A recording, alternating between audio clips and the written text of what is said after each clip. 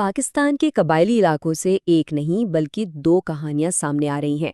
ایک وہ کہانی جو آپ کو میڈیا پر دکھائی جا رہی ہے، جہاں حکومت کی حمایت یافتہ کونسل بولتی ہے، اور دوسری وہ جسے جان بوجھ کر چھپایا جا رہا ہے، جہاں ہزاروں عوام کی کونسل یعنی جرگے کو مکمل طور پر نظر انداز کیا جاتا ہے۔ لیکن جب یہ عوامی جرگہ بولتا ہے تو اس کی آواز اسلام آباد کے ایوانوں تک گونجتی ہے۔ یہ صرف چند الفاظ نہیں ہیں، یہ ان لوگوں کے دل کی آواز ہے جنہیں اپنے ہی گھروں سے نکال دیا گیا، اور ان کا مطالبہ بہت سیدھا سادہ ہے۔ ہماری قربانی کا جو مذاق اڑایا گیا، اس کی معافی مانگی جائے۔ یہی وہ گہرا درد اور غصہ ہے جو اس پورے بحران کو ہوا دے رہا ہے۔ اور یہ فرق ہی تو ساری کہانی بیان کر دیتا ہے۔ ذرا دیکھیے، ایک طرف ہے اسٹیبلشمنٹ کا جرگہ، گنتی کے چند درجن لوگ، لیکن کوریج ایسی کہ ہر ٹی وی چینل پر چھایا ہوا، اور دوسری طرف خیبر امن جرگہ، جہاں ہزاروں کا مجمع تھا، لیکن میڈیا نے ایسے غائب کیا جیسے کچھ ہوا ہی نہیں۔ تو پھر اصل نمائندگی کس کے پاس ہے؟ یہ سوال تو بنتا ہے۔ لیکن میڈیا کی اس خاموشی سے عوامی جرگہ خاموش نہیں ہوا۔ انہوں نے نہ صرف اپنی بات رکھی بلکہ وفاقی حکومت کے سامنے 3 ایسے فیصلے رکھ دیے ہیں جو کسی الٹیمیٹم سے کم نہیں۔ تو جرگے کے یہ 3 فیصلے ہیں کیا؟ سن لیں۔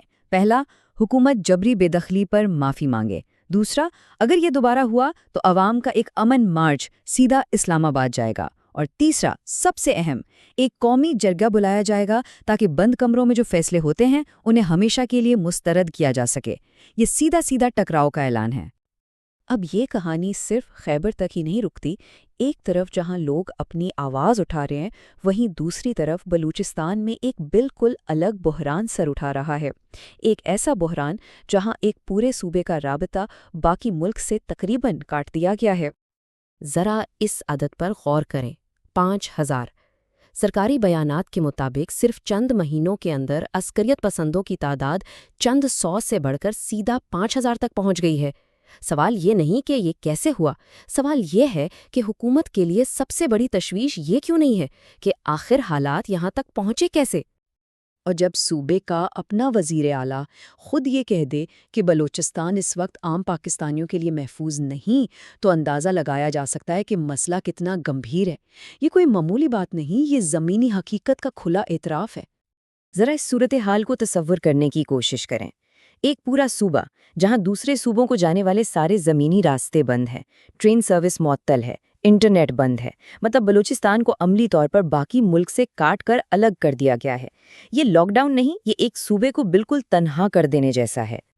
تو اب علاقائی بحرانوں سے ہٹ کر ذرا ان مسائل کی بات کرتے ہیں جو سیدھا شہریوں کو متاثر کر رہے ہیں، کیونکہ یہ الزامات صرف کسی ایک علاقے تک محدود نہیں ہیں، ان کی گونج پورے ملک میں سنائی دے رہی ہے۔ یہ ایک ایسا سوال ہے جو سرکاری حلقوں میں بار بار اٹھایا جاتا ہے۔ کیا واقعی جبری گمشدگیوں کا معاملہ، جیسا کہ کچھ حکومتی لوگ کہتے ہیں، صرف ایک ڈرامہ ہے؟ اور یہ دیکھیے وزیر دفاع کا سرکاری موقف۔ ان کے مطابق جبری گمشدگیوں جیسا کوئی مسئلہ ہی نہیں، سب ڈرامہ ہے۔ لیکن کیا یہی پوری حقیقت ہے؟ یہیں پر تو سب سے بڑا تضاد سامنے آتا ہے۔ اگر یہ سب واقعی ایک ڈرامہ ہے تو پھر خود حکومت نے اسی مسئلے کی چھان بین کے لیے ایک سرکاری کمیشن کیوں بنایا ہوا ہے؟ یہ بات سرکاری دعوے اور تلخ حقیقت کے بیچ ایک بہت گہری کھائی کو ظاہر کرتی ہے۔ وسائل کی غیر منصفانہ تقسیم کی اس سے بہتر مثال شاید ہی کوئی ہو۔ ایک طرف ڈیرہ بگٹی، بلوچستان، جہاں سے پورے ملک کو گیس ملتی ہے، لیکن وہاں کی خواتین آج بھی لکڑیوں پر کھانا پکا رہی ہیں۔ اور دوسری طرف لاہور اور اسلام آباد جیسے بڑے شہر، جہاں چولہا جلانا ایک بٹن دبانے کا کام ہے۔ یہی احساس محرومی ہے جو غصے کو جنم دیتا ہے۔ اور اختیارات کے غلط استعمال کی یہ کہانیاں صرف دور دراز علاقوں کی نہیں ہیں۔ یہ دیکھیے، خود دارالحکومت اسلام آباد میں کیا ہوا۔ ایک احتجاج کے بعد پولیس نے شہریوں کی تقریباً 400 گاڑیاں اپنے قبضے میں لے لی۔ لیکن کہانی یہاں ختم نہیں ہوتی۔ ان گاڑیوں کے ساتھ آگے جو ہوا وہ اور بھی چونکا دینے والا ہے۔ یہ معاملہ صرف گاڑیاں ضبط کرنے کا نہیں تھا۔ الزامات یہ ہیں کہ مرسڈیز اور V8 جیسی مہنگی گاڑیاں پولیس افسران اور اہلکار اپنے ذاتی استعمال میں لا رہے ہیں۔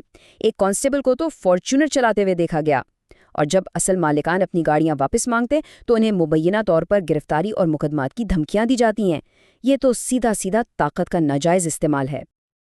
اب یہ جو اندرونی مسائل ہیں یہ صرف ملک کے اندر نہیں رہے، ان کے اثرات اب سرحدوں کے پار بین الاقوامی سطح پر بھی نظر آنے لگے ہیں، اور اس سے پاکستان کی عالمی ساکھ پر بھی سوال اٹھ رہے ہیں۔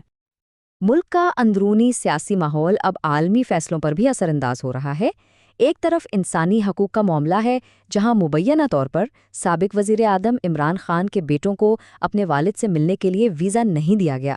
دوسری طرف کھیل کا میدان ہے، جہاں پاکستان نے بھارت کے خلاف ورلڈ کپ کا میچ کھیلنے سے انکار کر دیا۔ یہ فیصلے دنیا کو پاکستان کی اندرونی صورتحال کا ایک واضح اشارہ دے رہے ہیں۔ اور آخر میں یہ ایک بنیادی سوال باقی رہ جاتا ہے، جب ریاست کسی مسئلے کو فوجی نظر سے دیکھ رہی ہو لیکن عوام اسے ایک سیاسی مسئلہ سمجھ رہی ہوں، تو پھر آگے کیا ہوگا؟ اس کا حل طاقت کے استعمال سے نکلے گا یا سیاسی بات چیت سے؟